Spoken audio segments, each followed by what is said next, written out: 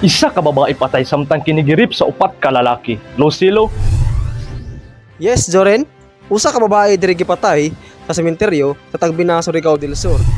Base sa investigasyon, ining maong babae girip kini sa duha ka suspek nga nalag alias Kaloy ug alias Titoy. Busa mahitungod pa sa nibarog nga witness, dugay na kini giplanuhan sa maong mga suspek. Ug sa tinuod upat kini sila ka nagkasinabot nining krimen. Tinood lang sir, ako na mga barkada sila. Upat jud na sila kabuok. Nya, dugay na sila gaplano na nabutang, pero dili jud ko yun na nilang plano sir. Pero wala kay labot sa krimen. Wala sir, wala. Igor ako ni barog na witness kay dili makaya sa akong konsyensya. Sa pagkakaroon gipadayon ang investigasyon sa maong krimen. Kenji Loselo reporting.